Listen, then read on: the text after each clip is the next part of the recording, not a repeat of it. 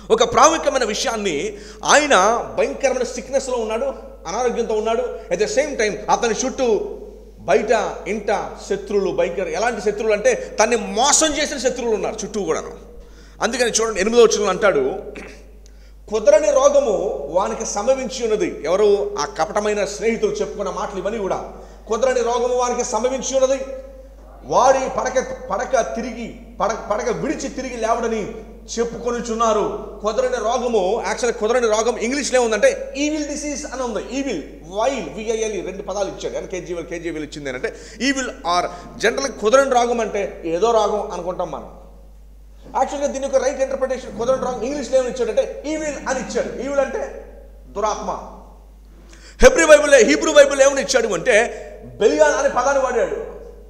So 8వ వచనంలో ఆయన చుట్టుపక్కల అందరూ కూడా ఇతని రోగం తగ్గట్లేదంటే దాని అర్థం ఏంటంటే ఏదో దయ్యము సౌలుకి పూనిట్టు ఇతను కూడా పూనింది, ఇతను ఖచ్చితంగా చనిపోతాడు, మరలా తిరిగి లేచే అవకాశం ఏమీ లేదు అని తను చూడడానికి వచ్చిన స్నేహితులు, చూడండి ఎలాంటి స్నేహితులు అంటే 9వ వచనంలో, నేను నమ్ముకొని నా వీతుడు, నా ఇంట భోజనము చేసిన వాడు నన్ను తనుటకై తన మడిమనెత్తెను.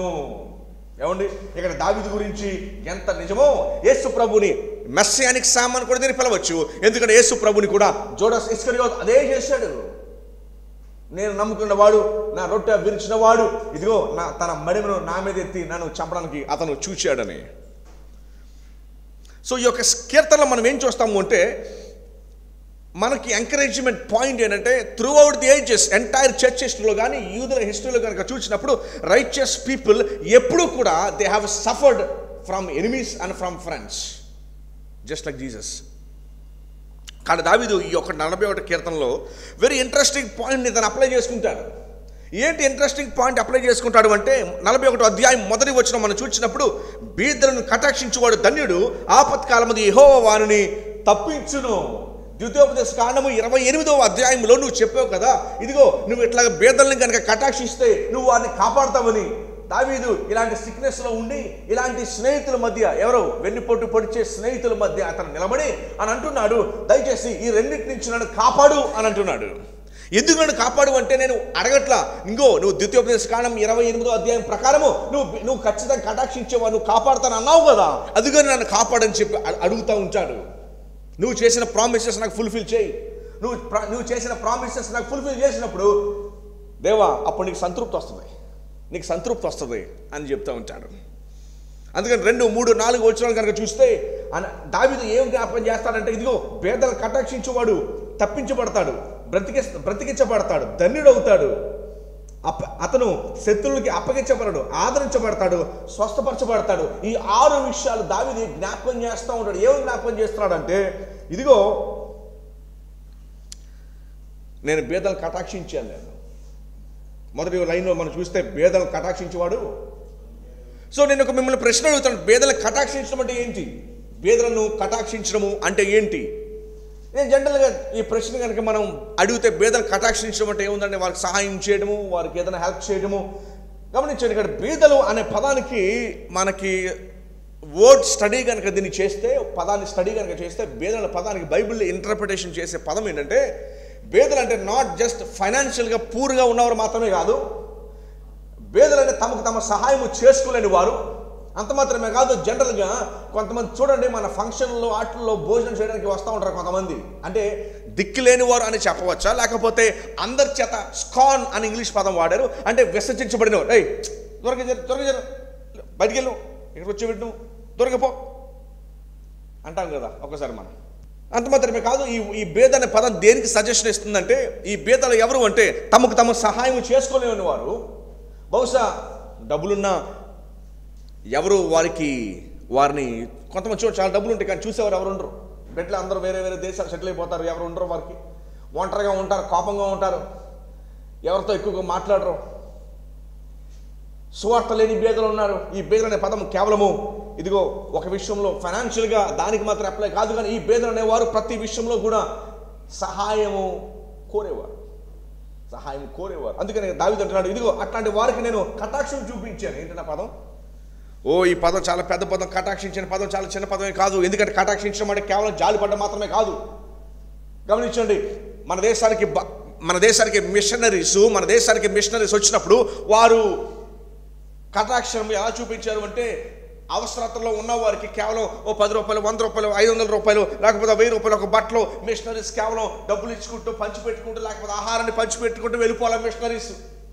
ఇక్కడ పేదలను కటాక్షించేవాడు ధన్యుడు అంటే నాట్ జస్ట్ డిస్ట్రిబ్యూటింగ్ సంథింగ్, నీకున్నది డిస్ట్రిబ్యూట్ చేయడం మాత్రమే కాదు. మిషనరీస్ మన దేశానికి వచ్చిన వారు చేసిన పని ఏంటంటే పేదలను కటాక్షించడం అంటే వారిని హోలిస్టిక్గా, కంప్లీట్గా డబ్బులు ఇచ్చి వారు చేయలేదు. కానీ మన దేశానికి వర్షం చేసిన పని అంటే వేరే స్థితిగతులు మారాలంటే వాళ్ళకి నేను చదివిచ్చాను, వాళ్ళకి విద్య ఇచ్చాను, నేను వారిని లేవనెత్తాను, వారి పరిస్థితిని మార్చడానికి నేను చూశాను. ఇంగ్లీష్లో సామెత ఉంటుంది, మీరు ఫిష్ ఇస్తే తినేసి పాడేస్తాడు. అది కనుక మీరు కనుక ఒక ఫిషింగ్ నెట్ ఇస్తే రోజు ఫిషింగ్ చేసుకుని బ్రతకడం నేర్చుకుంటాడు. అందుకని వారు వచ్చి చేసింది ఏంటంటే వారు విద్యను ఇచ్చి, వారు వైద్యాన్ని ఇచ్చి, వారు సదుపాయాలు ఇచ్చి ఆ మనిషి ఇక మీదట ఇలాగా ఆ స్థితిలో ఉండకూడదు, యాచించే స్థితిలో అతను ఉండకూడదు. ఖచ్చితంగా అతను మారి తను ఇంకొకరికి పెట్టే స్థితిలో ఉండాలి అన్న స్థితిగతులు మార్చాలి అన్నట్టుగా వారు కటాక్షం చూపించడం అంటే కేవలం జేబులో ఉన్న ఇచ్చేయడం మాత్రమే కాదు, తన మీద రియల్. అందుకని గవర్నమెంట్ వాళ్ళు ఏం వాడతారంటే పదాన్ని రియల్ టైం డెవలప్మెంట్ అనే పదాన్ని వాడుతూ ఉంటారు గవర్నమెంట్ వాళ్ళు. సో రియల్ టైం గవర్నమెంట్ అంటే కేవలం నాట్ జస్ట్ గివింగ్, ఇచ్చుకుంటూ వెళ్ళిపోవాలి మిషనరీస్. వాడిని ఏం చేశారంటే వాడిని ప్రేమించి వాడు ఆ స్థితిలో ఉండకూడదని చెప్పి వాడిని అందులో నుంచి లేపి వాడిని బాగు చేసి వాడిని సరిచేసి వాళ్ళతో పాటు కూర్చోబెట్టుకుని వాళ్ళలాగా తయారు చేశారు. సో పేదలను కటాక్షించడం అంటే not just giving money. Missionaries మాకు నేర్పించింది, వారు చూపించింది ఏంటంటే వారు అర్థం చేసుకుని ఇదిగో మేము వారు ఇచ్చుకుంటూ వెళ్ళిపోవాలా. వారు ఏం చేస్తారంటే స్థితిగతులు మార్చి వారిని లేపి కంప్లీట్గా మనిషిని ట్రాన్స్ఫార్మ్ చేసేసి వారితో పాటు కూర్చొని టేబుల్ మీద కూర్చొని వారితో పాటు కలిసి జీవించే దుస్థితిని వారు దయచేశారు. సో పేదలను కటాక్షించడం వాడు ధన్యుడు అంటే, పేదలను కటాక్షించడం అంటే not just giving money and going, ఏదో మనీ అలా పంచిపెట్టుకుంటూ వస్తువులు పంచిపెట్టి వెళ్ళిపోవడం కాదు. పేదలను కటాక్షించడం అంటే వారి స్థితిగతులు మార్చడం. ఇది చాలా ఈజీ కదండి, ఇలా ఇచ్చి వెళ్ళిపోవడం ఎంత ఈజీ. హైవే మీద కారు నడుపుతున్నప్పుడు, లేకపోతే రోడ్డు మీద నడుపుతున్నప్పుడు, లేకపోతే ఎవరన్నా మన ఇంటికి వచ్చినప్పుడు ఒక 10 రూపాయలు, 100 రూపాయలు ఇచ్చి ఎంత ఈజీ. ఎవరు చేయలేరు. Anybody can do. హంతకుడు చేయొచ్చు ఆ పని, భయంకర చెడ్డవాడు ఎవరో చేయొచ్చు. Anybody can do that. ప్రతి ఒక్కరి వ్యక్తి నీతో పాటు సమానంగా వచ్చేస్తాయి. కటాక్షం ఉండదే, వాడు ఊరుకోడు, పోకిందకి నువ్వు ఎలా ఉండదో ఎంతవరకు ఉండాలో. బట్ బిలీవర్స్, క్రిస్టియన్ మిషనరీస్ అలా ట్రీట్ చేయలేదు. వాళ్ళు ఏం చేశారంటే వాళ్ళు తీసుకొచ్చి వారు రియల్ టైం డెవలప్మెంట్ పదం వాడుతున్నారు. ఎందుకంటే వారి స్థితిగతులు వారు మార్చి వచ్చి కూర్చోబెట్టుకున్నారు. పేదలను కటాక్షించేవాడు ఇది కాదు, అసలు మీనింగే కదా. దాన్ని బైబిల్ దాన్ని పూర్తిగా తుడిచిపెట్టేస్తుంది. పేదలను కటాక్షించిన ధన్యుడు అంటే కేవలం గివింగ్ కాదు, తన లైఫ్ని పూర్తిగా ఓకే మనకున్న సామర్థ్యాన్ని బట్టి ఎలా మార్చగలం. వినడానికి బాగానే ఉంది, wonderful idea, great idea, very interesting, బాగుంది. కానీ ఇది మనం ఎలా చేయగలం? నాకున్న రిసోర్సెస్ తక్కువ కదా. గమనించండి, దేవుడు అన్నాడు, ప్రభు అన్నాడు, నీకు ఎంతవరకు దేవుడు ఇచ్చాడు అంతవరకు లెక్క పెడతాడు అంతే. ఇందులో ప్రశ్న ఏంటంటే ఎన్ని సందర్భాల్లో మన అవకాశాలు దొరికి, అవకాశాలు దేవుడు చూపించి మన ముందు పెట్టినప్పటికీ కూడా ఎన్ని అవకాశాలు మనం మిస్ చేసాం చెప్పండి. ఏదైనా పేదలు కటాక్షించబడి ధన్యుడు అనే విషయంలో ఆ వాక్యాన్ని మనం ఫుల్ఫిల్ చేసే విధానంలో ఎన్నిసార్లు మీరు మిస్ చేసి ఉన్నారు దాన్ని ఫుల్ఫిల్ చేయడంలో. ఎన్నిసార్లు దేవుడు మీకు ఆపర్చునిటీస్ మీ ముందు పెట్టినప్పుడు, అలాంటి వ్యక్తులు మీ ముందు పెట్టినప్పుడు అబ్బే అని మీరు ఎప్పుడో వాక్ చేసుకుంటూ వెళ్ళిపోయారు. ఎన్ని సందర్భాల్లో వాక్ చేసుకుంటూ వెళ్ళిపోయారు. బహుశా ఇది మరలా మనకి రెపెంటెన్స్ని కోరుతూ ఉంది. దేవా, ఎస్, నేను ఖచ్చితంగా పేదల కటాక్షం నా మీద, వారి మీద కటాక్షం నేను చూపలా. బహుశా కొంతమంది పేదల మీద కటాక్షం చూపడం అంటే కేవలం జేబులో తీసి అనుకున్నాను నేను. నో. క్రిస్టియన్ మిషనరీస్ మన దేశానికి వచ్చినప్పుడు పేదలను కటాక్షించేవాడు ధన్యుడు అంటే కేవలం డబ్బులు ఇచ్చి వెళ్ళిపోలా. బహుశా ఏమీ కారణం ఇక్కడ తంజావూరులో అనుకుంటాను నేను, ఇఫ్ ఐఎమ్ కరెక్ట్. ఆమె చనిపోయి వెళ్ళిపోయింది. ఆమె పరిచర్య అంతా కూడా చైల్డ్ విమెన్ ట్రాఫికింగ్ మీద పనిచేసి చాలామంది, కొంత వందల వేల అయి ఉండొచ్చు, విమెన్ని రెస్క్యూ చేసింది. ఆమె అక్కడ తంజావూరు ప్రాంతంలో ఒక షింక్ లాగా పెట్టి బర్డ్స్ వచ్చి దాని మీద నిలబడి వాటర్ తాగడానికి ఒక షింక్ లాగా కట్టి as a memory of her ministry వారు ఏం చేశారంటే ఒక పక్షులన్నీ వచ్చి, అంటే పక్షులు అంటే యంగ్ విమెన్ సూచిస్తూ వారందరూ వచ్చి ఈ వాటర్ తాగి బ్రతికి వెళ్ళారు. ఏ లెగసీ క్రియేటెడ్. క్రిస్టియన్ మిషనరీస్ మన దేశానికి వచ్చి వారు చూపించింది పేదలను కటాక్షించేవాడు ధన్యుడు అంటే నాట్ జస్ట్ గివింగ్ మనీ. ఆ రియల్ టైం డెవలప్మెంట్ అనే పదాన్ని వాడిని చూసారా? వారు చేసిన పని అది. సో పేదలను కటాక్షించి వాడు ధన్యుడు అంటే అది దాని అర్థం. అట్లాంటి వ్యక్తికి 2వ వచనం, 3వ వచనం, 4వ వచనం కనుక మీరు చూస్తే దావీదు సింపుల్గా ఏం చెప్తాడు? దేవా, ఇదిగో నేను వారి మీద కటాక్షం చూపించాను కదా, అందుకని నువ్వు నాకు ఇచ్చేది ఏంటో తెలుసా? 2వ వచనం, నువ్వు వాడిని కాపాడతావు, వాడిని బ్రతికిస్తావు, వాడిని అప్పగించావు శత్రువులకి, వాడిని ఆదరిస్తావు, వాడిని స్వస్థపరుస్తావు అని 2, 3 వచనాలు మనం చూస్తాము. దావీదు క్లెయిమ్ చేస్తూ ఉన్నాడు వీటి కొరకు. ఏం క్లెయిమ్ చేస్తున్నాడు? నేను భేదంలో ఏం చూపించాను? నేను కటాక్షం. సో కటాక్షం అంటే ఏంటండి?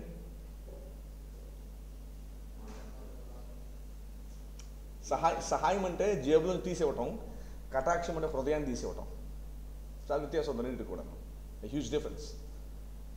ఓకేనండి? సహాయం అంటే జేబుల నుంచి, కటాక్షం అంటే హృదయం నుంచి. అంటే హృదయాన్ని ఇవ్వడం, హృదయం నుంచి కూడా నేను హృదయాన్ని ఇవ్వటం. క్రిస్టియన్ మిషనరీ మన దేశానికి వచ్చి వాళ్ళు చేసిన పని ఏంటంటే వారు దే గేవ్ దేర్ హార్ట్, హృదయాన్ని ఇచ్చారు. అంతేగాని వాళ్ళతో కలిసి జీవించారు, సఫర్ అయ్యారు, బ్రతికారు, వాళ్ళతో కలిసి ఉన్నారు. సో భేదాన్ని కటాక్షించి వాడు ధన్యుడు అంటే ఇదిగో ఇదే బైబిల్ ఇచ్చే దాని మీనింగ్. 4వ వచనం కొంత చూడండి. దావీదు ఈ యొక్క 41 దావీదు కీర్తనని ఎట్లాగా తన కేసుని ఎట్లాగా ప్రూవ్ చేసుకుంటున్నాడు చూడండి. ఇంకేమంటున్నాడు? యెహోవా నీ దృష్టి ఎదుట నేను పాపం చేసి ఉన్నాను, నేను నన్ను కరుణింపు, నా ప్రాణమును స్వస్థపరచుమని మనవి చేసి ఉన్నాను. జనరల్గా ఏ కోర్టులో అయినా సరే నేను తప్పు చేశానని క్షమించని అడుగుతారు. ఎక్కడైనా కోర్టులో ఏమని అడుగుతారు? సార్ నేనేం చేయలేదు సార్, నేను దయచేసి నన్ను ఫర్గివ్ చేయని అంటాం. ఎక్కడ కూడా తప్పు చేస్తే నన్ను ఫర్గివ్ చేయని అంటారు ఎవరైనా కూడా. దేవుడి గురించి చెప్పండి గొప్ప మాటలు చార్లెస్ స్పర్జన్ అంటాడు, many princess and Kings have sinned but only David has asked for forgiveness అని అన్నాడు. చాలామంది రాజకుమారులు పాపం చేశారు, కానీ దావీదు పాప క్షమాపణ అడిగినంతగా ప్రపంచంలో ఏ కల్ప్రిట్ కోర్టులో జడ్జి ముందు అడగలేదంట ఫర్గివ్నెస్. అంతలాగా దావీదు ఫర్గివ్నెస్ అడిగాడు. దట్ ఈస్ బై తర్వాత మరలా ఆ సిన్ని కమిట్ చేయలుతాను. అండ్ దేవుడి గ్రేస్ అంత గొప్పదంటే హిత్యుడైనా కూడా ఒరాయ he hold king David accountable for what he did. గమనించండి. 4వ వచనం అంటున్నాడు దావీదు, యెహోవా నీ దృష్టి ఎదుట నేను పాపం చేసి ఉన్నాను, నన్ను కరుణింపుము, నా ప్రాణమును స్వస్థపరచుము అని మనవి చేసి ఉన్నాను. ఖచ్చితంగా దావీదు జస్టిస్నెస్ అడగట్లేదు, ఈ ఆస్కింగ్ ఫర్ మెర్సీ, కృపను అడుగుతున్నాడు, దయను అడుగుతాడు, జాలు అడుగుతున్నాడు. దేవుడు మనం ఎవరం కూడా జస్టిస్ అడగలేము. దేవా, చాలా ఊర్లో ఎవరైనా ఏదైనా పోగొట్టుకుంటే దేవుడు నాకు ఇంత అన్యాయం చేశాడు ఏంటి అని అంటారు. దేవుడు అన్యాయం చేస్తాడా? వాళ్ళు న్యాయం కూడా చేయడు నీకు, న్యాయం కూడా చేయకూడదు నీకు. అసలు న్యాయం చేసినా కూడా మనం బ్రతకలేము. దేవుడు మనకు చేయాల్సిందే తెలుసా? కృప చూపించాలి. న్యాయం అవసరం మనకి. న్యాయం కనుక చూపిస్తే ఈ పాటికి మనం ఎవరైనా బ్రతికి ఉండకూడదు అసలు. ఎందుకంటే పాపంలో జీతం మరణం. యేసు ప్రభుని చూసి మనం వదిలేసాడు, లేకపోతే మనం అసలు పుట్టకూడదు, ఎవరైనా కడుపులో వెళ్ళిపోవాలి మనం. గమనించండి, దావీదు అంటున్నాడు, దేవా దయచేసి నన్ను కరుణించుము, నేను పాపం చేసి ఉన్నాను. దావీదు ఏ ధైర్యంతో అడుగుతున్నాడు అంటే బహుశా దేవుడు ఆయనకి ఇచ్చిన ఇల్యూమినేషన్, ఇదిగో నీ పాపములు ఈజ్ పెయిడ్ ఫర్, నీ పాపములు is paid for by your son Jesus Christ.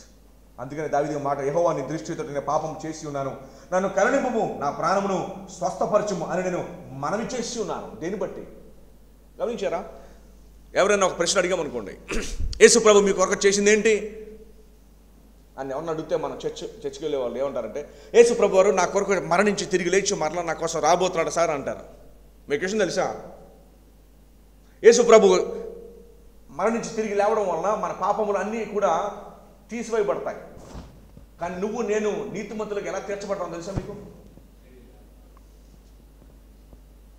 పరిశుద్ధులుగా నీతిమంతులుగా ఎలా తీర్చబడతాం తెలుసా మనం? ఎఫెసీ 1వ అధ్యాయంలో మిమ్మల్ని నీతిమంతులుగా పరిశుద్ధులుగా నిర్దోషులుగా చేశారన్నారు కదా. దేని బట్టి?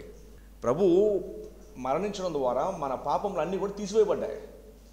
కానీ నీతిమంతుల పరిశుద్ధులుగా ఎలా ఏమో తెలుసా?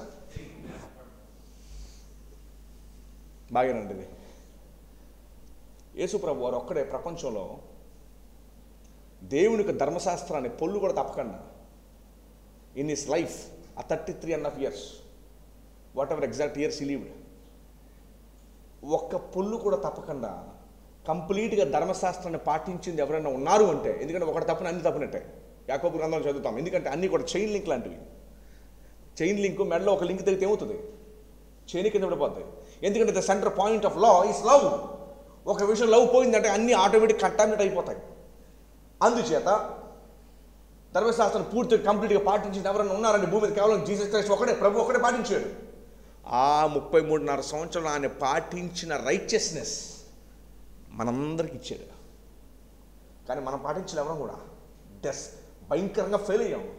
ఆ ఫెయిల్యూర్ వల్ల వచ్చిన శిక్షను ఆయన తీసుకుని ఆయన బ్రతికిన కంప్లీట్ ఫుల్ఫిల్మెంట్ చేశాడు. 613 ధర్మశాస్త్ర చట్టాన్ని మొత్తాన్ని కూడా ఫుల్ఫిల్ చేసి ఆయన ఆ క్రెడిట్ని మనకు ఆపాదించాడు.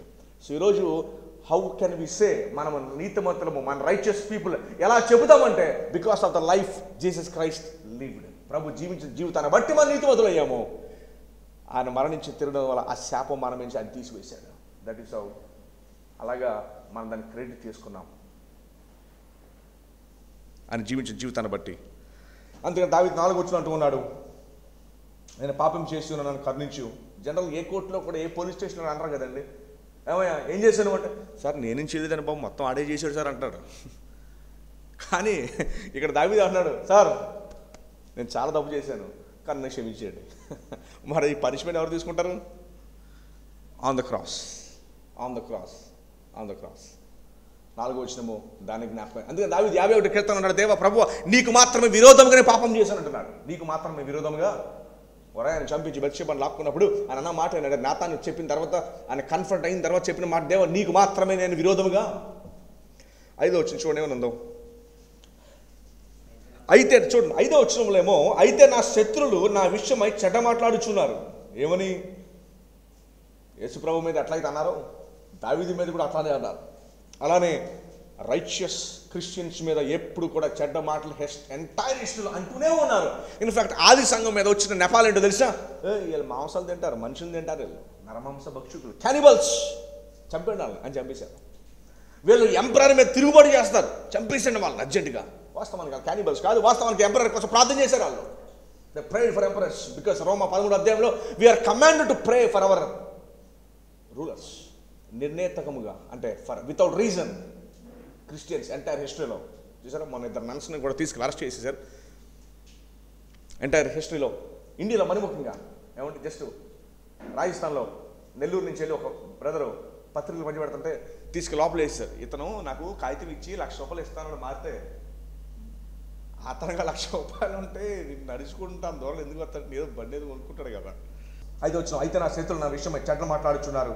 వాళ్ళు ఏమన్నారంటే, వాడు ఎప్పుడు వచ్చును ఎప్పుడు చచ్చును, వాని పేరు ఎప్పుడు మాసిపోను అని చెప్పుకొచ్చున్నారు. ఏమండి? క్రిస్టియన్స్ మీద ఎప్పుడు కూడా ఉన్న అభియోగాలు ఇవన్నీ కూడా రైచియస్ పీపుల్ మీద. So when righteous people suffer do not ask why. వాస్తవం రైచియస్ పీపుల్ ఎవరో లేరు క్రైస్ట్ తప్ప. So we cannot ask why. ఏమండి? ఓన్లీ వై అని అడిగితే క్రైస్ట్ ఒకటి అడగలడు వై అని. బట్ హీ డి నాట్, ఆయన కూడా అడగల. వీడియో ఏంటో తెలుసండి, యాజ్ పాస్టర్స్గా యేసుప్రభు మాట చెప్పాడు మార్క్స్ వార్తలో, ఇదిగో నేను సేవ చేయడానికి వచ్చి చేయించుకోవడానికి రాను. ప్రపంచ సేవకు నా అర్హత ఉంది అంటే కేవలం ఆయనకి మాత్రమే అర్హత ఉంది చేయించుకోవడానికి. బట్ అర్హత ఉంది కూడా ఆయన చేయించుకోవడం చేశాడంటే అర్హత లేని మనం ఇంకేం చేయాలి? 5వ వచనం దాని శత్రువుల గురించి మాట్లాడితే 6వ వచనంలో ఆయన మిత్రుల గురించి మాట్లాడుతున్నాడు. మిత్రులు ఏం చేశారు చూడండి. ఒకడు నన్ను చూడ వచ్చినాడు ఇలా, వాడు అబద్ధమాడును. ఏమైనా అబద్ధం ఆడుతున్నాడు? తగ్గిపోతలే డేవిడ్ బ్రదర్, ఏం పర్లేదు, యూ విల్ గెట్ రైట్. కానీ వాస్తవానికి వీడు ఇంకా చావలేదు వీడు. సో డేవిడ్కి ఎట్లాంటి మంచి ఫ్రెండ్స్ ఉన్నారు చూడండి. ఇక్కడ సర్కాస్టిక్గా చెప్తున్నాను నేను. ఎలాంటి ఫ్రెండ్స్ ఉన్నారు అంటే మనకు కూడా అలాంటి వాళ్ళు కొంతమంది ఉండొచ్చేమో. ఏమండి? పైకి మాత్రం బ్రదర్ ఎందుకు వచ్చాడు ఈడికి వచ్చేసాడా? ఏమండి? జనరల్గా ఇవన్నీ చూస్తూ ఉంటాం. 6వ వచనంలో ఒకడు నన్ను చూడవచ్చాడు, వాడు అబద్ధమాడును, వాని హృదయము పాపము పోగు చేసుకున్నది. ఎందుకంటే అట్లాంటి హృదయం ఉన్నవాడు పాపాన్ని పోగు చేసుకుంటాడంట. ఏమండి? వాడు బయలు వెళ్ళి వీధిలో దాన్ని పలుకుచున్నాడు. అదే మాటలు, నన్ను ద్వేషించే వారందరూ కూడి నా మీద ఏమాడుతున్నారు? ఒకవేళ నేను తప్పు చేసిన వాడిని అయితే మీరు ప్రశ్న అడగచ్చు, అరే దావీదు హృదయానుసారుడు కదా, మరి చుట్టుపక్కల అంతమంది శత్రువులు ఎందుకు? అంతమంది శత్రువులు దావీదు నిజంగా తప్పు చేస్తుంటే బహిరంగంగా మాట్లాడతారు, కానీ బహిరంగంగా మాట్లాడకుండా వారు గుసగుసలు ఆడుతున్నారంటే తప్పు ఎవరిది? గుసగుసలు ఆడేవారు. ఎందుకంటే వారు ధైర్యంగా మాట్లాడలే, ఎక్కడ మా సీక్రెట్గా బికాస్ ఆఫ్ జలసీ నశింపజేయవలనని వారు నాకు కీడు చేయని ఆలోచించున్నారు. కుదరని రోగం వారికి సంభవించున్నది, వారి పడక మీద వాడు లేవడు. ఎలాంటి వాళ్ళు అంటే నేను భోజనం పెట్టిన వారే. ఏమండి? Betrayed David, betrayed by son, betrayed by his adviser Ahithophel. 2 సమయంలో మనం చదువుకుంటాం వారి గురించి. చివరికి దావీదు 10వ వచనంలో, యెహోవా నన్ను కరుణించి లేవనెత్తుము, అప్పుడు నేను వారికి ప్రతీకారము ఏమన్నాడండి? ఎందుకంటే ఆ మాట అసలు వెరీ అన్యూజువల్గా. దావీదు ఎవరైనా ప్రతీకారం చేసుకున్నాడు తెలుసా మీకు? సౌలు 2 సార్లు దొరికాడు కదా, ప్రతీకారం చేసుకున్నాడా? అమ్మో అతను నేను టచ్ చేస్తాను. తన కొడుకు తన మీద రివోల్ట్ చేసినప్పుడు ప్రతీకారం తీసుకున్నాడా? లేకపోతే ఇంకెవరైనా ప్రతీకారం తీసుకున్నాడు? మరి ఈ మాట ఎందుకు అన్నాడు? దేవా నువ్వు నన్ను కరుణించు, అప్పుడు నేను ఏం చేస్తాను వారి మీద? వారికి ప్రతీకారం చేయాలి. ప్రతీకారం అంటే అసలు దాని అర్థం ఏంటి అసలు? పోనీ ఎవరి మీద ప్రతీకారం తీసుకున్నట్టు మనకి కనపడుతుందా? అరే చేతి దిక్కులోనే వదిలేశాడు కదా. జస్ట్ వార్ కాన్సెప్ట్ ఒకటి ఉంటుందండి. జస్ట్ వార్ ఏంటంటే వాడిని చెప్పడానికి వస్తే మనం చంపచ్చు. దాన్ని ఏమంటామంటే మన లీగల్ భాషలో సెల్ఫ్ డిఫెన్స్ అంటాం. ఏమంటాం? ఒక చెప్పడానికి వస్తాను, నువ్వేం చేసేస్తాను ఖచ్చితంగా నేను కాపాడుకోవడానికి నీ చేతిలో కానుంటే వాడిని షూట్ చేసుకుంటాం, నువ్వు కూడా జస్ట్ వార్ అంటారు దాన్ని. ఏమండి మన లీగల్ భాషలో ఏంటంటే ఆత్మరక్షణ, సెల్ఫ్ డిఫెన్స్. దాని దావీదు అన్నాడు నేను ప్రతీకారం దావీదు ఎప్పుడు చేసుకోవాలా? ఆయన సింపుల్గా చెప్తుంది ఏంటంటే, బైబిల్ చెప్తుంది పగ తీసుకున్నట నా వంతు. పగ కంప్లీట్గా రాంగ్ ఏం కాదు, మనం తీర్చుకోవడం రాంగ్, దేవుడు తీసుకుంటాడు అది.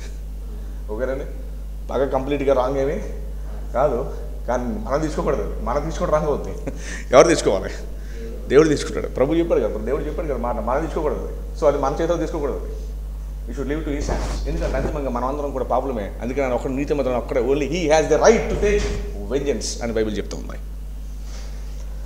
11వ వచనము, నా శత్రువు నా మీద ఉల్లాసింపక ఉండుట చూడగా నేను నీకు ఇష్టుడని.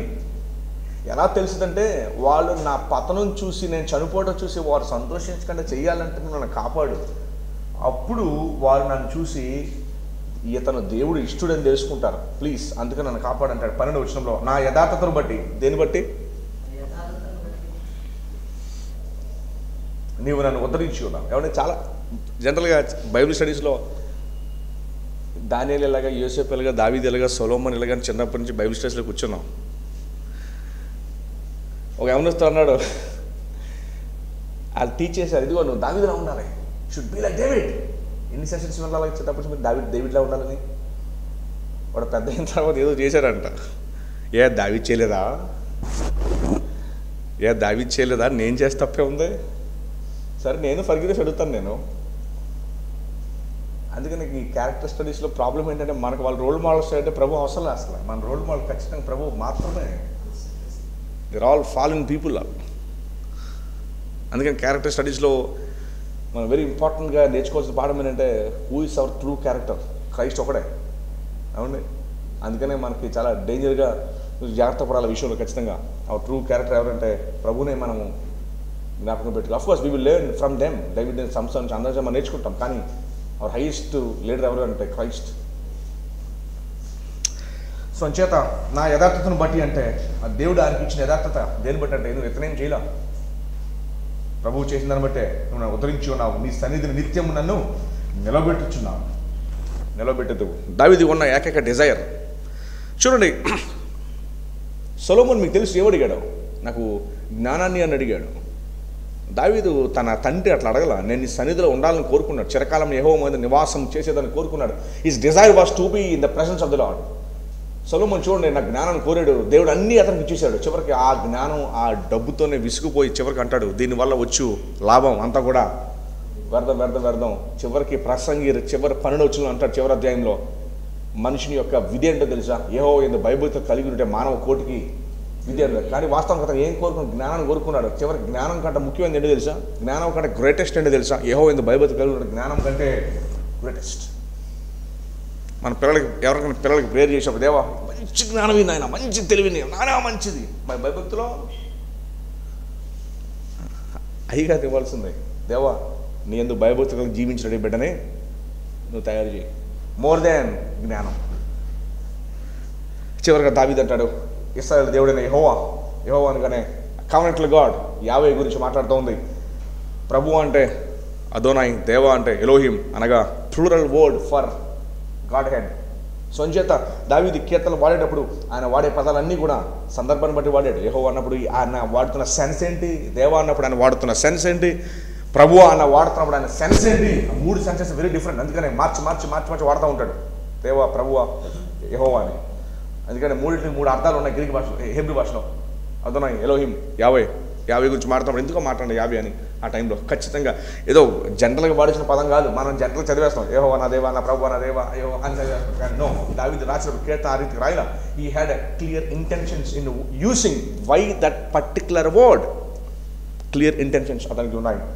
శాశ్వత కాలం వరకు స్తుతింపబడింది కాక అని ఆయన అంటూ ఉన్నాడు. This is the end of the first book of psalm, chapter 41. So దావీదు చివరిగా తనకు ఆన్సర్ ఇంకా ప్రేయర్కి రాలా, but still he worship the lord. తనకు ఆన్సర్ ఇంకా రాలే తనకి ఇంకా. సో అంచేత ఈ పాఠం నుంచి మనం నేర్చుకున్న పాఠం ఏంటంటే, ఈ అధ్యాయం నుంచి పేదలను కటాక్షించేవాడు అతను ఖచ్చితంగా he will be blessed person. ఖచ్చితంగా పేదలు కటాక్షించ. సో కటాక్షించడం కేవలం ఇవ్వటం కాదు, దాని క్లియర్ మీనింగ్ మనం ఈ అధ్యాయంలో మనం చూసాం. ప్రార్థన చేసుకుందాం. మహాపరిశుద్ధుడా, మీకు స్తుతులు చెల్లించుకున్నాను. మరొకసారి పాసలు చేరి దావీదు కీర్తన ద్వారా మీరు మాకు నేర్పించిన పాఠాన్ని బట్టి మీ స్తుతులు చెల్లించుకుంటున్నాం నాయన. మరి డివోషన్ సెషన్లో మీరు మమ్మల్ని వాక్యంతో నడిపించిన వందనాలు. ఈ రోజంతా కాపాడి మమ్మల్ని ఆయన మరి చెప్పబడిన ప్రతి విషయాలు లోతుగా మేము అర్థం చేసుకుని ప్రయత్నించండి. సహాయం చేయమని ప్రార్థన యేసు పరిశుద్ధ నామములో అర్పించుకుంటున్నాం తండ్రి. ఆమేన్.